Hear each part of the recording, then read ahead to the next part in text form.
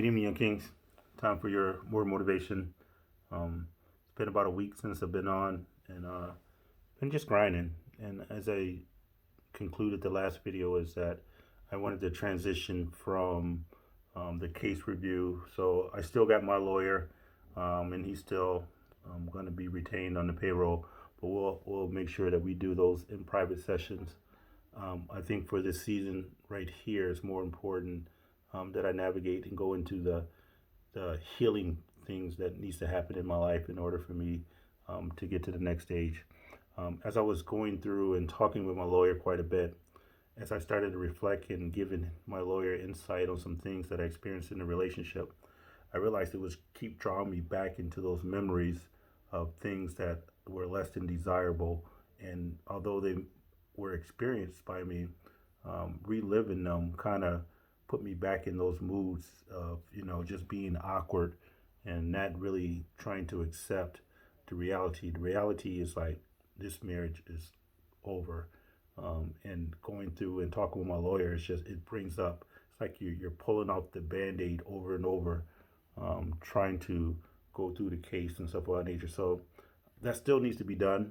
It still will be done. I still got to go and meet with them a few more times to go through this court process, and we'll do that. But the focus now is like, what now?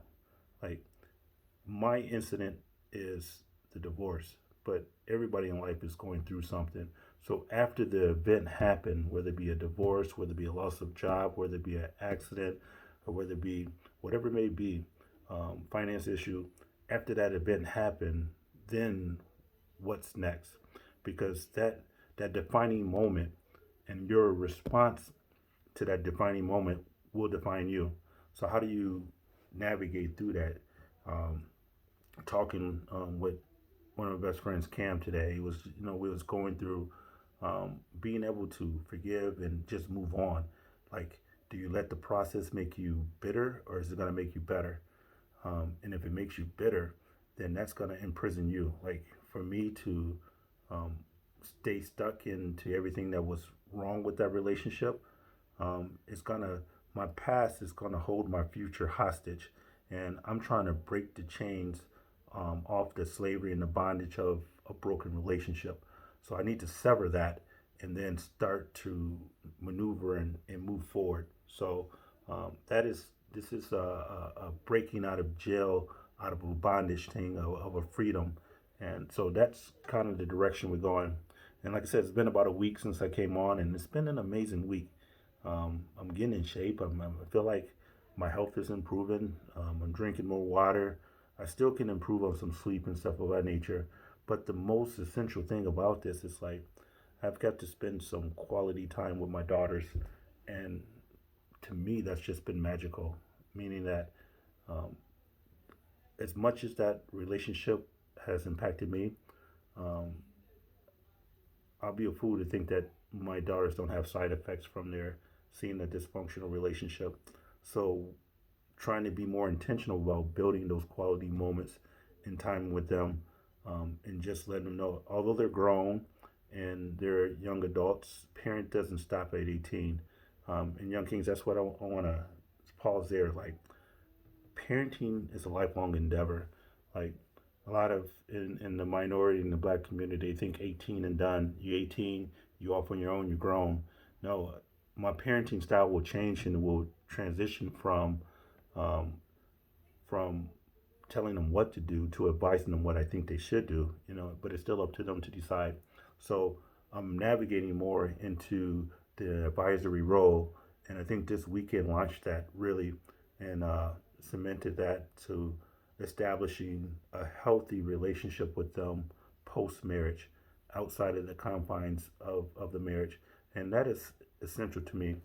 Those who know me personally, they know how much family means to me and how intentional I try to be with having touch points with my daughter. So I wanted to make sure that in all this turmoil that I stabilize and still be able to provide some type of male guidance on how to rebound from where we are in this relationship, and then actually display with them how do you recover and get back into a healthier version of a relationship. So, um, as I was transitioning from the last one, I said I didn't know the title of what I was going to be calling this series.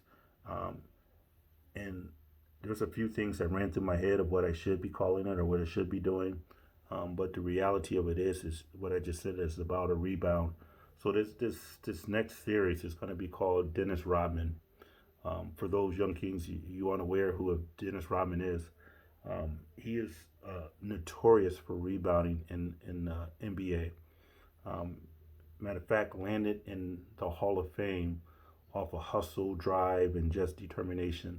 And as I started looking into what I was going through, I thought it was a great parallel to see where Dennis Rodman was and who he is. And now I'm not going to get extreme into his life because he went way left on some things, and he really explores some elements of his personality and character that is beyond anything that I would hope to do. But the guiding principles for why he did it, I think it's enlightening for us as young minorities, young kings, to really understand the freedom that he had to really truly be himself, even after significant adversities and things have happened to him in his life. The ability to overcome that and not self destruct and not go into a destructive, well, he did get into some destructive patterns. And we're going to kind of, like I said, when you hear something, chew the meat, spit out the bone. So there's some valuable lessons in there that we can gather from that, and then we can, navigate what's positive, and then we can kind of like push to the side things that's not applicable to us. And the thing about Dennis Rodman is the rebounding. It's like if you look at the art of rebounding in basketball, um, he became successful off of other people's mistakes. Meaning, like, in order for a rebound to happen, someone has to miss a shot. So regardless of who's taking a shot, and he played with some NBA greats from the Detroit Pistons, to Isaiah Thomas and Joe Dumars to the San Antonio Spurs. He played with Duncan and Ginobili and just all those people there. And then I don't know if Ginobili was there, but some greats there. But then he transitioned to the Chicago Bulls with Michael Jordan, Scottie Pippen and Paxson and all of them. And the thing he made his life off of other people misses, following up and getting to the ball first. And that's significant because um, there's no such thing as perfection in life.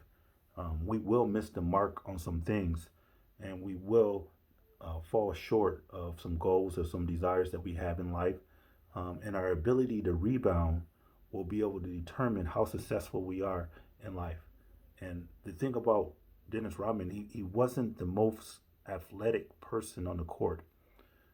He wasn't the strongest, he wasn't the fastest, but he just had an innate desire to go after a rebound. He knew the timing when the ball was coming off the rim based off the rotation, and people grabbing on him, pulling on him in various different ways, but they were not able to deter him from rebounding. And I just recognize like that's a parallel in my life. Like there's things and situations that's pulling on me, that's tackling and is grabbing me and is trying to impact my ability to truly rebound and be a better person. And nothing worse than being in a situation where people won't let you grow.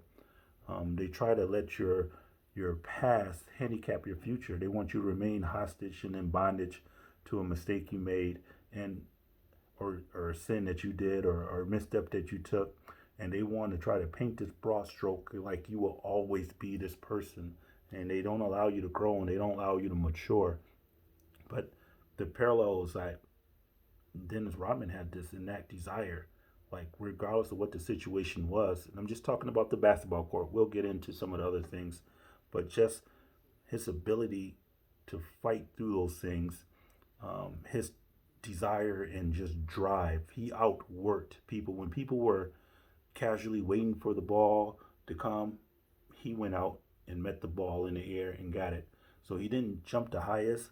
He wasn't the fastest, but he had this innate ability to anticipate where it would be, where the miss would be, and where most people would try to get a lot of glory of scoring the most points, um, he got a lot of glory off of just being able to go get the misses. So there's a lot of things in life, like I said, that's going to happen to us, and this is a response. Like life, my coach in basketball used to tell me, "Hold up, watch my throat."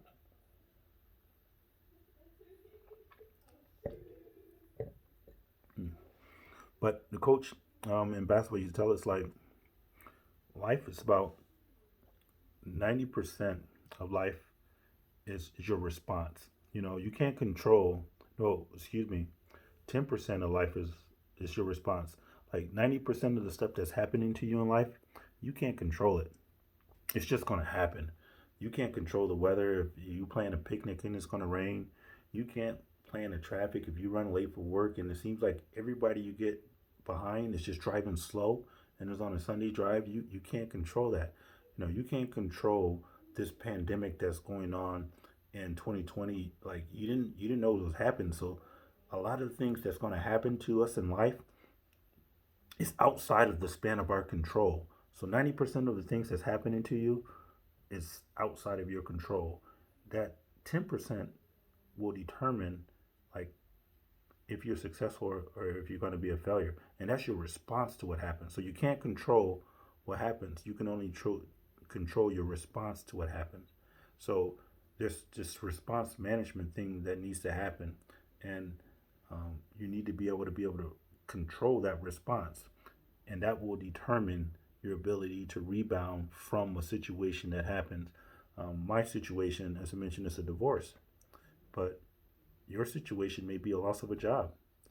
You know, your situation may be the loss of a loved one. I lost those. I lost my mom, lost my brother. I lost my best friend this year in July 15th. And that was a traumatic event on top of another traumatic event. So those things that's all happening, like, there's outside of the things that I would have planned to happen for me. And I know some of you may not have watched a lot of my videos, but in in the earlier video, you know, I found myself talking to God. Like, God, you know, what's going on? Like, if you love me, you wouldn't treat me like this. If I was God, I would plant me in topsoil, water me, and make sure that I had the right conditions conducive to me growing and becoming better. But the reality of it is adversity that really challenges and changes a person. It's hard to grow in comfort. It's hard to really become who you are and to be something great and be comfortable. Like going back to Dennis Rodman, you know, he had to give an extraordinary amount of effort in order to rebound.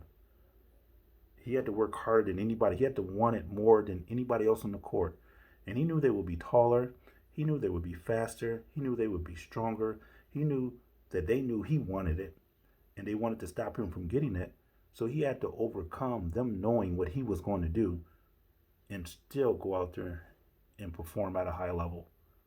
You know, and that takes this and that desire just to succeed. So we all got to have this element of this drive and determination. Like you got to outwork people.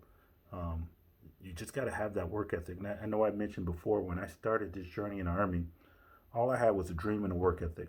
And truly, that's all the tools you need because it's better to have a work ethic because then they can train you on what you need to know. But if you're a know-it-all and you're lazy, I mean, it's hard to work with a lazy person.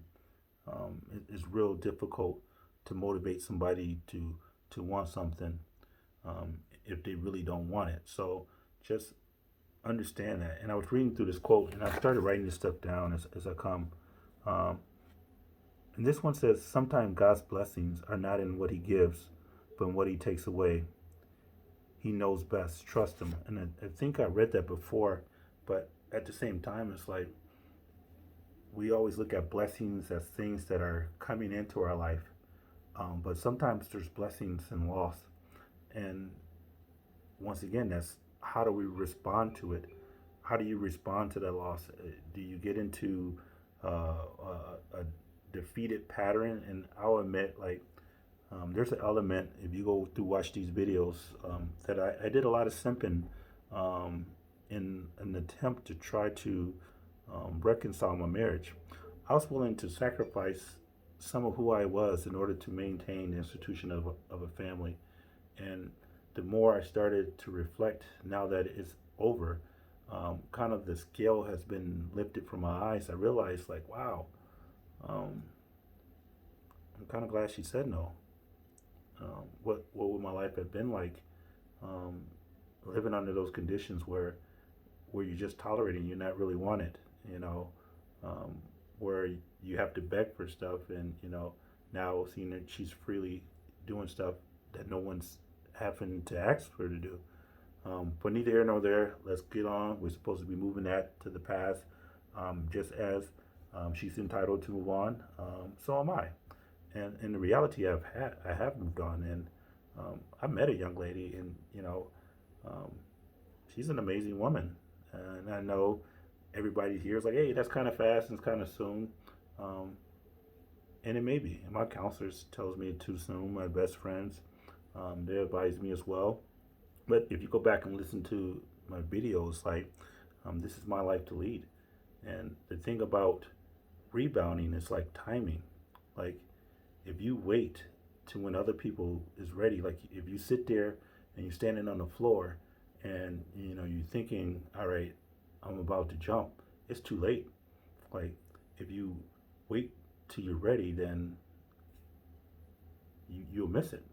So timing was about everything, and the timing of this was, um, I don't know if it was impeccable, but it is what it is. And I'll tell you the story of how I met this young lady. It was about a year ago. Um, I got divorce papers served to me on June 24th. I was just getting back from a training exercise, and I wanted to go home and try to reconcile with the wife. And I get to the door and I said, look, hey, we've been in some hard times for the last few years. Let's really work this out. And she told me no. And she said, you got some papers. And I got home from work on a Sunday. And since it was Sunday, I couldn't even go pick up the papers because you got to sign for it and be certified it.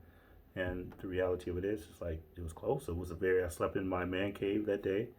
And then Monday after work, I went to um, the post office to get the divorce papers.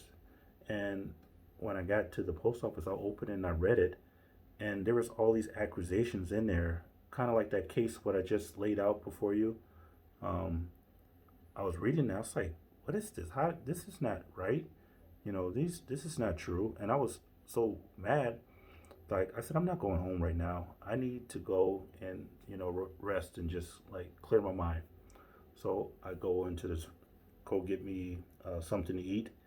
And as I walk into the door, there's like three people, and there's two guys at the bar, and there's this young lady sitting off to the side. And I walked through them, and I didn't say anything. I just walked by her, but I seen her out the corner of my eye. I was like, oh, she's cute, and just kept on walking by and went into the bar. And then I went to the bathroom, and then I came back and I engaged her, and we just had a conversation. But even in that conversation, I was very transparent with her.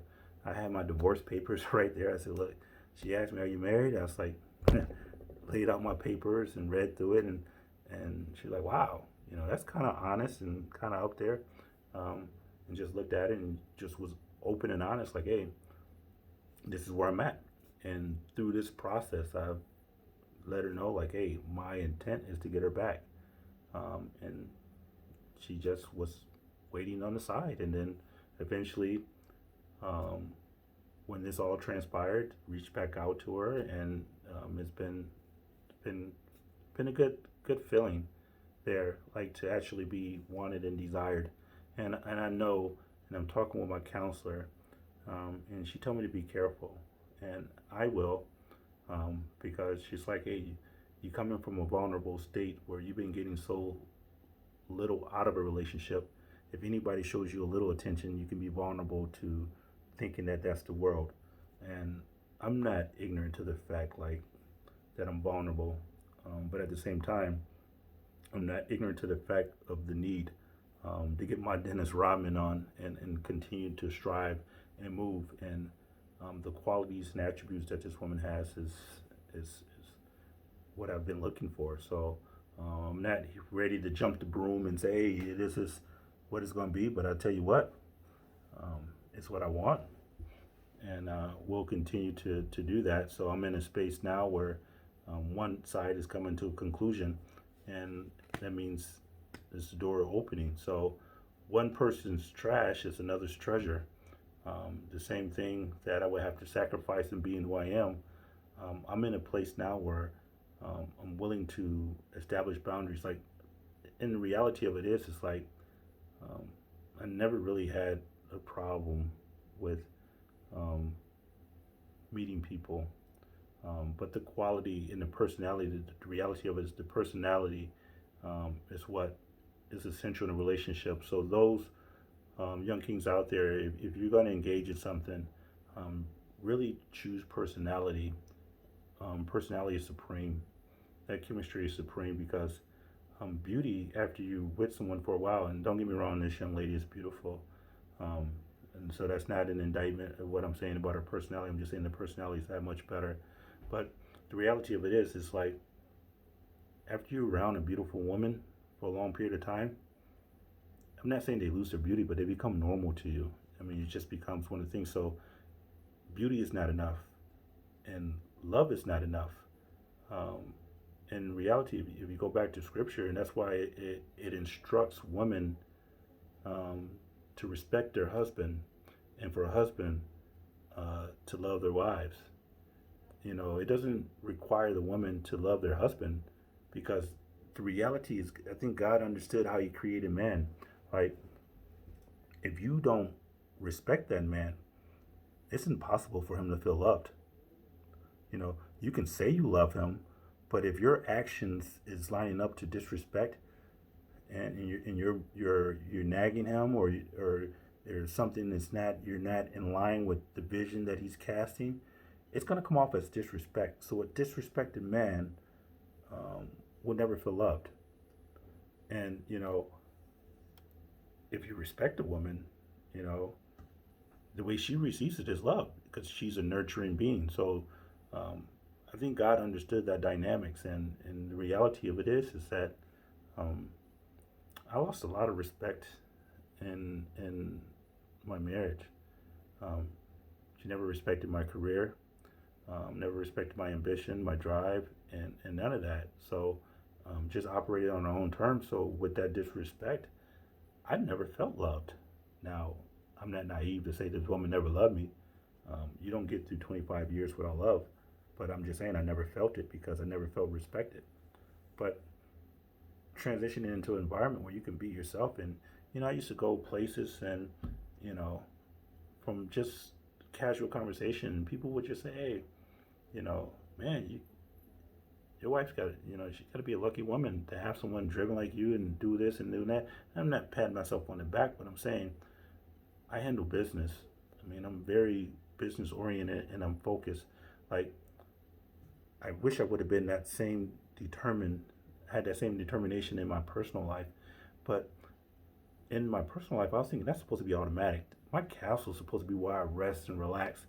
It's not a place where I work and expend a lot of energy in. It's just something that's supposed to be natural. And the reality of it is like, no, um, it does take a lot of work. And I was lazy. So my marriage failure was a leadership failure. And the reality of it is, it's like, it takes two, like, to do that. And there were elements of things that I tried to implement into the marriage that just never took because um, there wasn't a willingness to really respect the direction I was trying to head. If I said left, um, she would say right. And I said, why you want to go right? I don't know. I just want to go left. But, and then it was just like, so the respect was never there. So chemistry is supreme. Um, Dennis Rodman, I know I got off track and we're going on 24 minutes. The thing about this guy is like, he went through a lot of transitions in his life. Um, when he graduated high school, he worked as a janitor. The guy was like 5'11", I think they said, and then he grew to a whole foot or something later, and he came out to be like 6'7", 6'8". So he was supposed to be, and he wrote in one of his books like, "Hey, I was supposed to be average," meaning like a working 9 to 5 guy and this and that. And he says that when he got his opportunity, he just went to the max. And the thing about this is like um, when he first got to college, he says he flunked out of college because of poor academic performance, meaning like he didn't succeed right away. And I tell you, that's going to be your story too. You won't succeed right away. There's going to be some times in life where you're going to get knocked down. You're going to fail at some things. And my counselor has been working with me to re-establish some things as far as like redefining how I look at some things. So she gave me some questions to focus on and about failure because I'm not a perfectionist, but I'm always trying to get better. And I told my counselor that I had this statement for a while, like there's something to me that has this innate desire to be better than I'm actually capable of being. And it forces me to continue to grow, grow, grow. But it also leads you into a performance based um, relationships and environments where you feel like you always got to be doing something. So this week in between counseling sessions, I'm supposed to focus on things that I'm doing right, like change my perspective, not on what I need to do or what I want to do, but things that I have done right. Um, and then sit and meditate and feel the love of God. I mean, just sit there. And I tried this today. I meditated. Well, I don't know if what I did was actually meditation because I was sitting there at first and I actually fell asleep. So I don't think it's supposed to be that comfortable. But then when I woke up, I put on a little meditation thing for, just to get your mind into a mindfulness thing. So just focusing on that, like sit and meditate and feel the love of God, not trying to think about anything, not trying to ask for anything, just be. And the reality of it is, like, it's hard to be, especially when you're a doer like me. But the reality of it is like, we're called human beings. We're not human doings. And for me to take a time and just sit and meditate, I mean, that's extremely hard for me to do. And I'm going to keep doing it and practice. You heard that saying that practice make perfect? You heard that? That's a lie. It takes perfect practice to make perfect. So I'll practice to get a little better, and the perfection is not in the thing. But um, the same thing about it is that I'm going to learn from my mistakes and grow. Like that is a failed marriage, but there's a lot of lessons that I learned in that about myself, about how I respond to things, about how I communicate, and I can take those failed lessons and apply and establish boundaries to make sure that I'm set up for success. Um, and we'll see where that goes. With this young lady here, I think she's a beautiful young lady, but at the same time, I know it's going to take work. I know there's still some healing stuff that needs to happen in me. So there is an element of me that still needs to get to work. She's not the answer to my problems. God is, and God is in me to raise me to become better. So there is an element of me that still needs to be developed, that still needs to grow, that still needs to mature, that still need to get down to the root causes of some things. Um, but there's an African proverb. General Zancan was the chief of staff over in Liberia, Major General, and then now he's the Minister of Defense. He had a saying that says, "If you want to go fast, go alone. But if you want to go far, take someone with you." So I'm gonna go far. There's no need for me to do this alone. Although there will be some times where I need to retract and be alone to meditate and to do things, but um, it's not going to go fast, but we'll go far. So, about 30 minutes, we'll continue Dennis Rodman, and I'll get into some things of his career and how we can apply those things. So, the key to this thing is like now that the event has happened, you got to rebound. And if you're going to rebound, You might as well do it like the all-time great, Dennis Rodman. Have a great evening, Young Kings.